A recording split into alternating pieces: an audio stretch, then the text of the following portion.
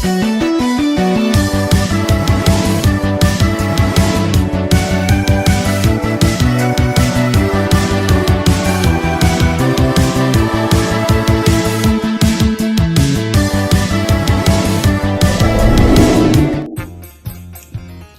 masih bersama Om Sugi, hayalan tingkat tinggi tapi mager sekali. Melanjutkan episode sebelumnya, Cell Game diawali dengan pertandingan antara Goku melawan Cell. Namun di tengah pertempuran, Goku tiba-tiba memutuskan untuk menyerah.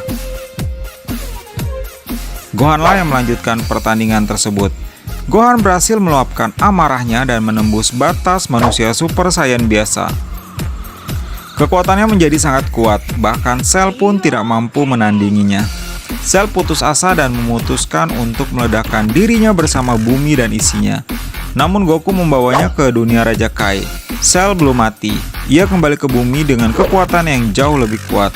Namun pada akhirnya Cell pun dapat dikalahkan dengan Kamehameha milik Son Gohan. Cell pun kali ini benar-benar lenyap tanpa ada sisa sedikit pun. Sebelum lanjut ke videonya, buat kamu yang baru sampai ke channel Om Sugi, monggo di subscribe dulu ya, supaya Om Sugi terus semangat untuk upload video alur cerita Dragon Ball. Setelah pertempuran berakhir, seorang pria bernama Mr. Satan mengaku telah mengalahkan Cell. Karena pria tersebut adalah juara dunia turnamen bela diri sejagat, maka penduduk bumi pun dengan mudahnya mempercayai kebohongan yang dibuat Mr. Satan. Kemudian para Z-Factor pun kembali ke Istana Dewa. Di sana Dende memanggil Shenron dari ketujuh bola naga. Permintaan pertama dari mereka adalah menghidupkan kembali orang-orang yang telah dibunuh Cell. Trunks pun berhasil hidup kembali. Namun Goku tidak dapat dihidupkan kembali karena Shenron tidak bisa menghidupkan orang yang telah mati lebih dari satu kali. Tiba-tiba terdengar suara yang cukup familiar di Istana Dewa. Dan ternyata itu adalah suara Goku yang melakukan telepati dengan bantuan dari Raja Kai. Dia mengatakan bahwa dia tidak ingin lagi kembali ke bumi, karena menurutnya dia hanya memancing para penjahat saja. Selain itu, sekarang telah ada Gohan yang kekuatannya jauh melampauinya, jadi dia tidak perlu khawatir lagi. Bumi pun akan tetap aman karena ada Son Gohan dan para Z-Factor lainnya. Permintaan kedua, Krillin ingin agar Shenron bisa menghilangkan bom peledak yang ada di tubuh Android 18 dan Android 17. Shenron pun bisa mengabulkannya. Setelah menghilangkan bom tersebut di tubuh Android, Shenron berpamitan. Android 18 dari tadi pun bersembunyi di balik tiang Istana Dewa dan mendengarkan percakapan para Z-Factor dengan Krillin. Ten Shinhan menanyakan pada Krillin kenapa dia juga mencabut alat peledak yang ada di tubuh Android 17.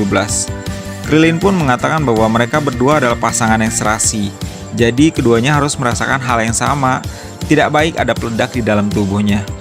Mendengar hal tersebut, Android 18 pun memunculkan dirinya di hadapan para Z-Factor dan mengatakan bahwa dirinya dan Android 17 tidak berpacaran, melainkan saudara kembar.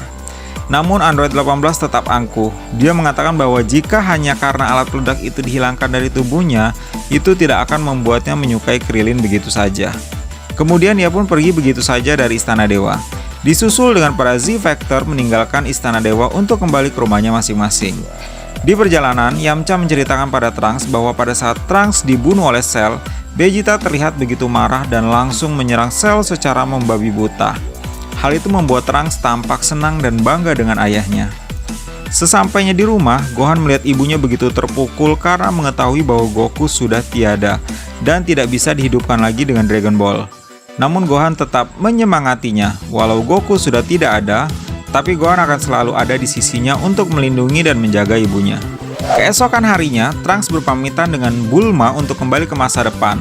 Saat ingin naik pesawat, tiba-tiba ayahnya Vegeta memberikan sinyal ucapan selamat tinggal kepada Trunks. Trunks pun tersenyum dan membalas kode perpisahan yang diberikan oleh ayahnya tersebut, dan ia pun kembali ke masa depan. Di masa depan, ternyata bumi masih terlihat kacau dan hancur dikarenakan ulah Android 17 dan Android 18. Trunks yang sudah kembali ke masa depan ngobrol dengan ibunya dan mengatakan bahwa ayahnya begitu keren. Ia terlihat sangat marah begitu mengetahui dirinya tewas karena Cell. Bulma pun terlihat tidak yakin dengan hal itu. Apakah Vegeta bisa seperduli itu dengan anaknya?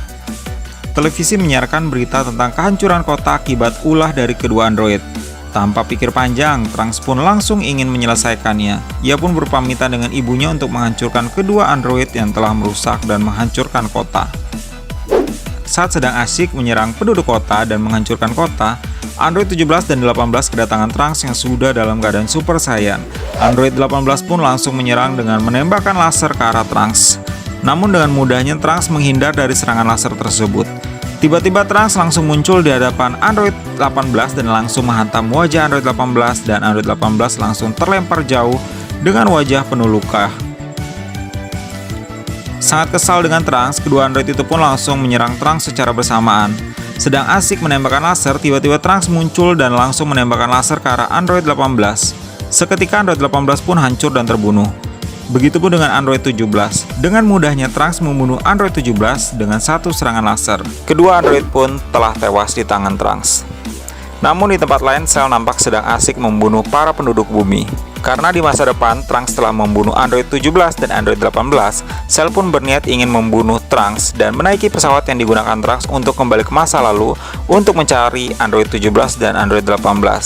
Namun Trunks tidak membiarkannya karena ia telah tahu rencana tersebut dan mengatakannya pada Cell.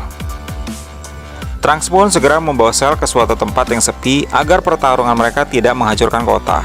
Keduanya pun bertempur. Serangan laser dari Cell ditepis dengan mudah oleh Trunks. Trunks yang sekarang sangat unggul melawan Cell di masa depan.